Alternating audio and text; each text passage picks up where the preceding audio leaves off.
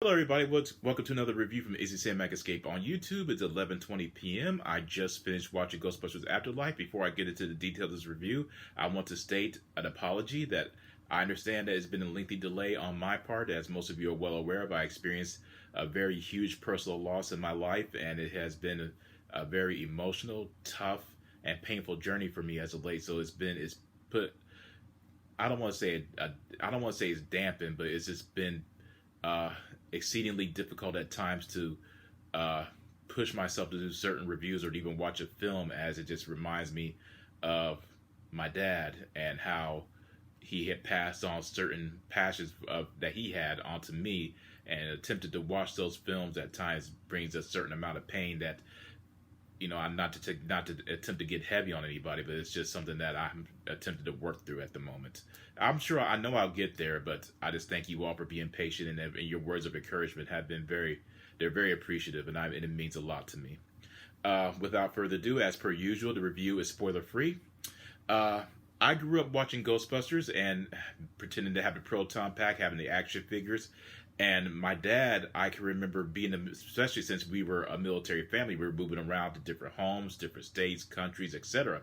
And I had this crippling fear of ghosts. And most obviously, when you're a child, there's always going to be that specific fear that a person has of things that bump in the night, or the things that you are afraid of that can cause you physical harm, even though you can't see them.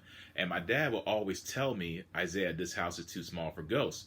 What he would always do is, in order to alleviate my fears, he would place my Ghostbusters action figures onto my dresser as a means of performing guard duty. Fast forward, I watched the first film, loved it. The second one had more of the same reaction to it.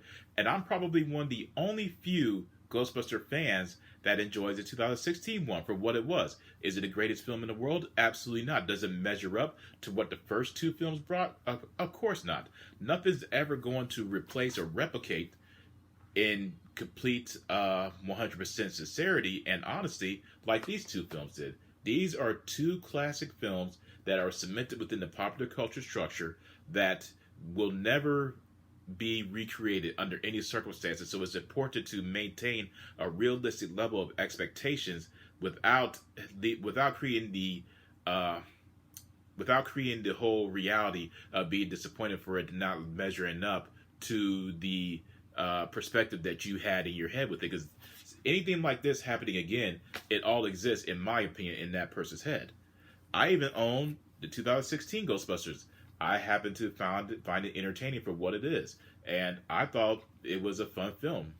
And I even own the Real Ghostbusters Animated Complete Series Collection, and the Filmation Ghostbusters. As most people know, it has nothing to do, no connective tissue whatsoever to what I just showed you, but I grew up watching and loving this as well. Uh, Ghostbusters Afterlife serves as a direct sequel to the Ghostbusters 1 and Ghostbusters 2. However, it is more of a true sequel to the first film, as it focuses on the Manhattan attack and what came afterwards.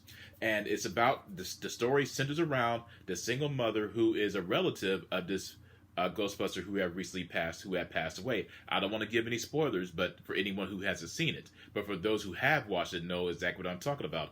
And he left behind a dilapidated home that has all his equipment, all the scientific knowledge that he had saved for this family, and pertaining to a special project that he was working on as a means of continue to protect the world even after his death.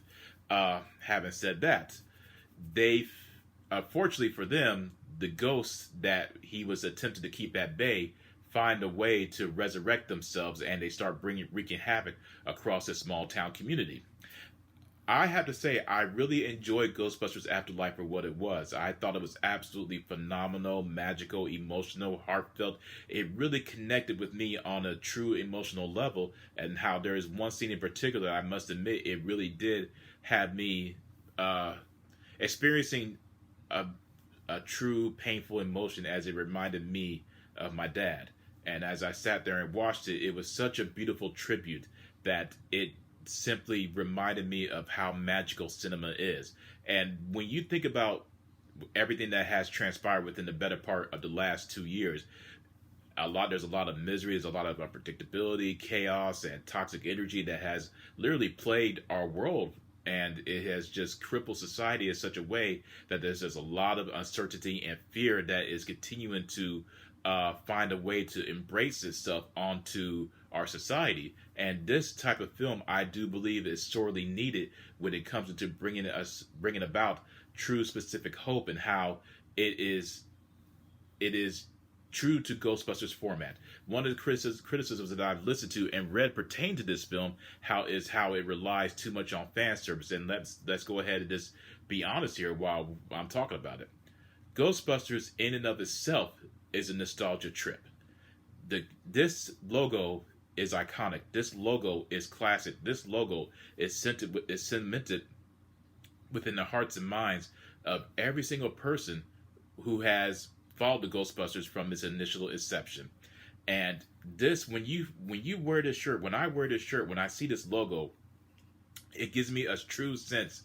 I don't want to say superiority, but it gives me a true sense of I can stand up and face anything, and how you look fear in the eye and you're able to stand up to what is attempted to do to you, and how you don't need to be afraid, and how the classic phrase "who you're gonna call" is just a true element as to exactly what the Ghostbusters represent, and that's bravery, courage, and determination.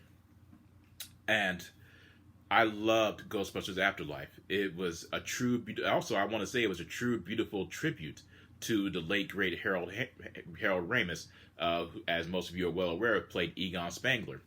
And when I think of Ghostbusters, I do think of Egon Spangler, Peter, Ray, and Winston. I think about all of them. They are a reflection of my childhood.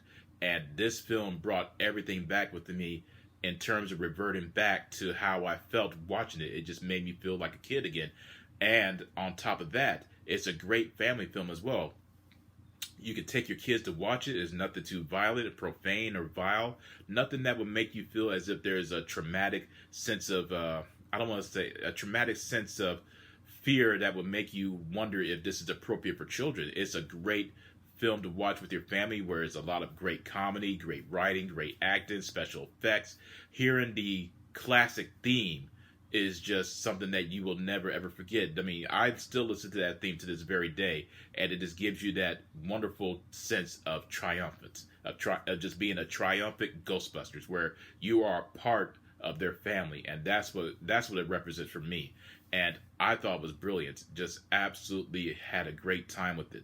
There's one scene that when I watched it, I must admit that I felt the waterworks come in, because it was just one of those type of moments that I could just remember how cinema has a way of touching you to your very core and touching the soul that creates a sincere emotion. And that's what that scene did for me. And just overall, a wonderful experience for me personally. I loved every single second of it. I do recommend it. That is my review of Ghostbusters. I hope you guys enjoyed it. I give it a 5 out of 5, 2 thumbs up. And let me know in the comment section what you thought about it. If you did watch the film, let me know on my Facebook what you thought about it. As well, I also have a Discord server that you are more than welcome to join when you want to discuss films. And that's my review of it. And I hope to see you again, my friends. And actually, you will see me again. I'm just not exactly sure what film I'm going to review next. But either way, I hope you guys continue to stay warm, stay safe, and peace out.